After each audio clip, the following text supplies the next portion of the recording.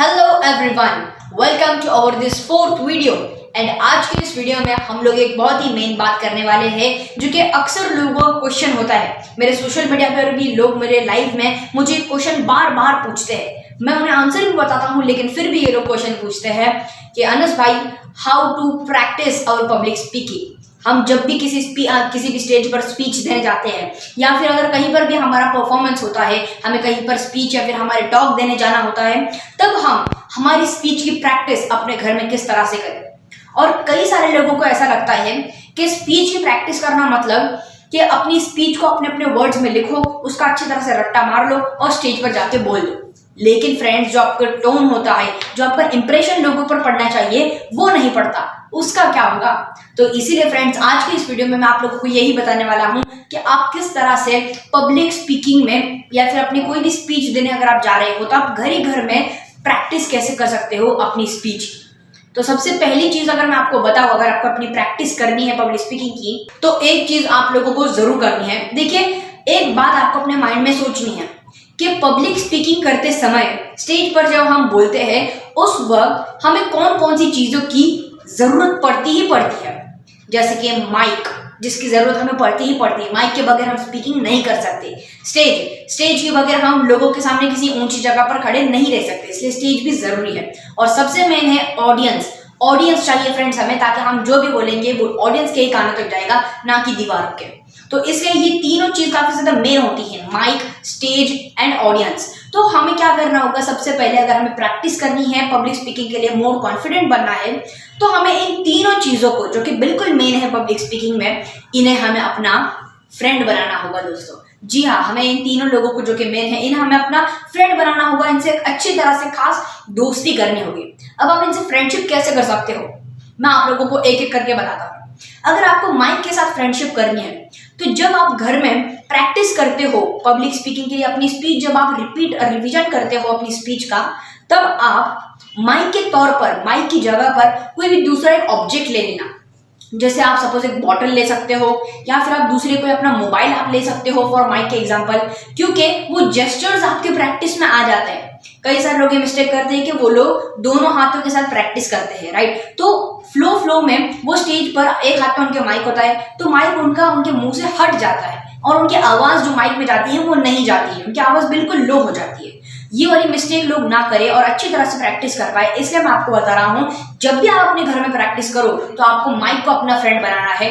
कोई भी एक ऑब्जेक्ट लो जो कि माइक की शेप का हो और आपको ऐसी फीलिंग आए कि आपके हाथ में माइक है, और फिर आप एक हाथ में माइक रखकर, जिस भी हाथ में आप कंफर्टेबल हो उस हाथ में माइक रख के दूसरे हाथ का आप मूवमेंट करते हुए स्पीच बोलने लग जाओ। और एक बार आप जरूर याद रखना कि जहां जहां पर भी आप अपना माइक लेकर जाओगे, वहीं पर आप अपना चेहरा, अपना होठ लेकर जाना, ना कि माइक यहाँ पर और होठ वहां पर। ऐसा करोगे तो लोग आपसे कनेक्ट नहीं करेंगे।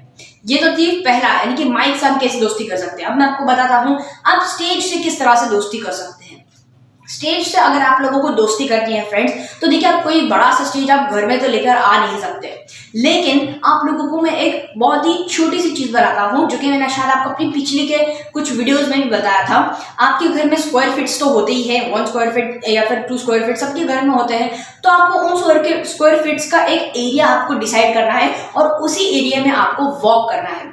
क्योंकि देखो, स्टेज हमें इसलिए दिया जाता है ताकि हम उसका वॉक करके यूज कर सके और लोगों को ये बता सके कि आपके सामने कोई खड़ा होकर आपके सामने बोल रहा है। ये एक लोगों के माइंड में एक इल्यूजन आता है। तो इसलिए आप लोगों को स्टेज के ऊपर चलना, यानी कि स्टेज के ऊपर वॉक करना बहुत जरूरी है। इसी की प्रैक्टिस आप घर में कर सकते हैं। स्टेज के ऊपर चलने से अच्छा है कि आप अपने घर में प्रैक्टिस करते हुए अपने स्क्वायर फीट्स में चलो। और मैंने आपको कहा, आपकी आई साइड जो होनी चाहिए वो यानी कि दीवार के ऊपर एक पेपर ले लो और उस पेपर के ऊपर एक लाइन ड्रॉ कर दो, और आपकी आई साइड पूरी उस लाइन के ऊपर होनी चाहिए। आपके स्टेप्स उन्हीं स्क्वायर फीट्स के अंदर होने चाहिए। 4 से 5 स्क्वायर फीट आप सेलेक्ट करना, उससे ज्यादा अगर आप सेलेक्ट नहीं कर सकते, क्योंकि बहुत ही बड़ा किसी का स्टेज तो ज्यादा होता नहीं है, लंबा होता है बट वाइड किसी का होता नहीं है। इसलिए मैं आप लोगों को बता रहा हूं, आप लोग इस तरह से स्टेज को अपना फ्रेंड बना सकते हो। अभी मैं दोस्तों आप लोगों को बताने जा रहा हूं अगले जो हमारी मेन चीज होती है पब्लिक स्पीकिंग में, ऑडियंस। ऑडियंस को फ्रेंड्स आप लोग किस तरह से इन्फ्लुएंस कर सकते हो, उन्हें अपना दोस्त आप कैसे बना सकते हो। क्योंकि देखो जब भी हम कहीं पर स्पीच देने जाते हैं तो हमें हर तरह के अलग अलग तरह के लोग देखने को मिलते हैं, अलग अलग माइंडसेट के लोग देखने मिलते हैं, अलग अलग रिलीजन के, अलग अलग कास्ट के, अलग अलग थिंकिंग के लोग एंड अलग अलग हैबिट्स के लोग। इस तरह से कई सारे लोग हमें अलग अलग देखने को मिलते हैं जब भी हम पब्लिक स्पीकिंग करने जाते हैं। तो अभी हम उन सभी लोगों का दिल एक साथ कैसे दिल जीत सकते हैं, तो इसके अगर आप लोगों को प्रैक्टिस करनी है घर बैठे बैठे फ्रेंड्स, तो मैं आप लोगों को बताता हूँ।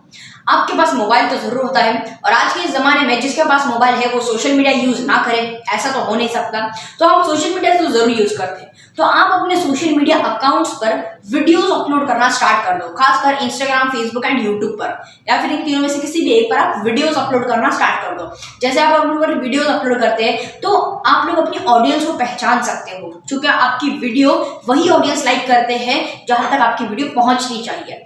और इसी के साथ साथ आप अपने सोशल मीडिया पर लाइव जाओ फ्रेंड्स, लाइव कनेक्ट करो लोगों से। आप बिल्कुल आप जिस कंडीशन में हो उसी कहते हैं लाइव, यानी कि बिल्कुल जो अभी करंट टाइम चल रहा है, करंट टाइम में आपकी करंट सिचुएशन आप लोगों को दिखा सकते हो, और वहां पर आप लोगों से बातचीत कर सकते हो, चाहे वो इंस्टाग्राम लाइव हो या फिर फेसबुक लाइव हो। आप फिर लाइव आकर लोगों से बात करना और फिर लोगों के क्वेश्चंस पूछना, लोगों के पैशन एंड प्रोफेशन के बारे में आप पहले ऑनलाइन घर बैठे बैठे ही आप मोबाइल से लाइव जाकर उनसे पूछ सकते हो, ताकि आपको पता चले कि किस तरह के अलग अलग लोग का कौन कौन सी चीजें सुनना पसंद करते हैं, राइट। चाहे अगर कोई बिजनेस, अगर किसी इंसान का प्रोफेशन है तो वो बिजनेस से रिलेटेड, मनी से रिलेटेड, इन्वेस्टमेंट से रिलेटेड काफी सारी चीजें सुनना पसंद करेगा, राइट। अगर एक बिजनेसमैन है, उसे अगर आप बता रहे हो स्पोर्ट्स के बारे में, क्रिकेट के बारे में, फुटबॉल के बारे में, वो इतने इंटरेस्ट से नहीं सुनेगा फ्रेंड्स। अगर आप उसे वो देंगे जो कि वो चाहता है तो फिर वो इंसान जरूर आपसे इन्फ्लुएंस होगा। इसलिए आपको सबसे पहले अपनी ऑडियंस को पहचानना बहुत जरूरी है। ये आप घर बैठे बैठे भी कर सकते हो इंस्टाग्राम पर लाइव जाकर।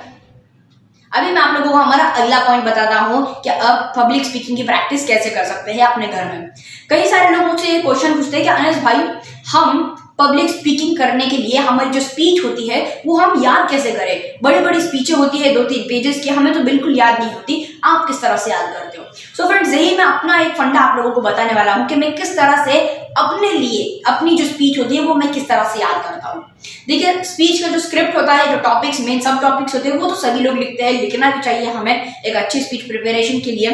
तो मैं आपको बताता हूँ, अगर आपको अपनी स्पीच इस तरह से याद करनी है, सबसे पहला पॉइंट, आपको अपनी स्पीच को डिवाइड करना है पैराग्राफ्स में, राइट। पैराग्राफ्स में जब आप डिवाइड करोगे तो मैं आपको एक टिप देता हूँ, एक पेज में 4 पैराग्राफ आप डिवाइड करो। अब वो आपके कितने भी पेजेस होंगे वो आप सेलेक्ट कर लो, एक पेज के लिए आप 4 डिवाइडेशन कर लो, और हर एक पैराग्राफ को आप सबसे पहले टोन में याद करो। फ्रेंड्स, टोन में जब आप याद करते हो, लेकिन देखो जब हम छोटे थे, मतलब मैं अभी भी छोटा हूँ लेकिन मैं बता रहा हूँ, स्कूल में हमें टेबल्स जब सिखाए जाते हैं, लाइक मैथ्स के जो टेबल्स होते हैं जो हमें सिखाए जाते हैं, वो बिल्कुल हमें टोन में सिखाए जाते हैं। 2 1 2, ये जो एक टोन होती है, जो एक रिदम होती है, उसी की वजह से हमें सारे टेबल्स याद होते हैं फ्रेंड्स। तो ये जो टोन का जो फंडा होता है, जो रिदम का फंडा होता है, जो हमारे माइंड में बैठ जाता है, उसकी वजह से ही हमें बहुत सारी चीजें याद हो जाती है फ्रेंड्स। तो इसलिए पब्लिक स्पीकिंग में भी आप जब अपनी स्पीच याद करते हो तो आप अपनी स्पीच में टोनिंग ऐड कर दो, और उसी टोनिंग को आप स्टेज पर भी बोल सकते हो। कहाँ पर अपने आवाज को आपको ऊपर लेकर जाना है, कहाँ पर अपनी आवाज को नीचे लेकर आना है, ये सारी चीज आप पहले डिसाइड करके वैसे ही प्रैक्टिस कर लो, और एक पेज की 4 डिवाइड करके 4 पैराग्राफ का अच्छे से टोन में आप प्रिपरेशन करो, फिर देखना आप लोग जरूर अच्छी तरह से अपनी स्पीच को याद कर पाओगे। तो चलिए अभी मैं आपको बताता हूँ हमारा अगला टॉपिक। अगर आपको प्रैक्टिस करनी है तो आपका जो भी टॉपिक होता है ना, जो आपको दिया जाता है स्पीच के लिए, आप उसके ऊपर अच्छी तरह से रिसर्च करो। जब आप उसे अच्छी तरह से रिसर्च करते हो तो आपको बहुत सारे फैक्ट्स देखने को मिलते हैं। ऑनलाइन डिजिटली आप लोग जब रिसर्च करते हो तो बहुत सारे फैक्ट्स हमें देखने को मिलते हैं, बहुत अच्छी अच्छी नॉलेज हमें देखने को मिलती है, जिससे हमारा जीके जनरल नॉलेज से बढ़ता ही है, साथ ही साथ हमारी स्पीच भी बहुत बढ़िया होती है।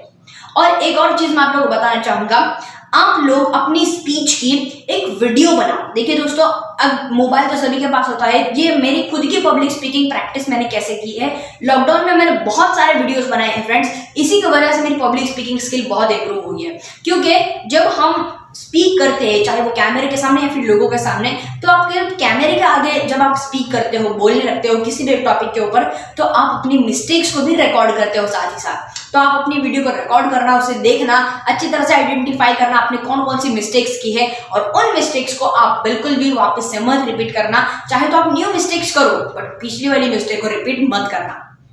तो चलिए अभी बात करते हैं हमारे 4th डे के 4th टास्क की। जी हाँ दोस्तों, आज का जो हमारा चौथा टास्क है जिसके बारे में आपको बताऊंगा, दैट इज कि आप लोग किसी भी एक टॉपिक को पकड़ लो, कोई भी एक टॉपिक हो, चाहे वो स्पोर्ट्स हो, चाहे वो डिजिटल कोई टॉपिक हो, या फिर कोई भी दूसरा मार्केटिंग बिजनेस टॉपिक हो। एक टॉपिक को आप अच्छी तरह सेलेक्ट करो, उसके ऊपर अच्छी तरह से रिसर्च करो।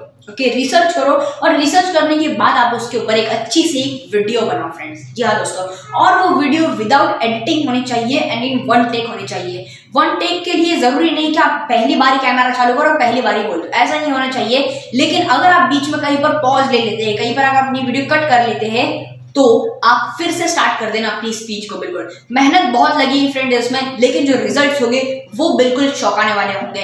तो इसलिए मैं आप लोगों को यही कह रहा हूँ कि आप लोग बिल्कुल वन टेक में एक वीडियो बनाओ, बिल्कुल एडिटेड नहीं होनी चाहिए। चाहो तो आप पीछे उनके कोई एक बिल्कुल साउंड या फिर म्यूजिक लगा सकते हो अच्छे मजे के लिए। आप उसे अपने सोशल मीडिया के ऊपर अपलोड करना। इससे क्या होगा फ्रेंड्स, आपका रिसर्च भी हो जाएगा, साथ ही साथ आपकी बोलने की प्रैक्टिस भी हो जाएगी कैमरे के आगे।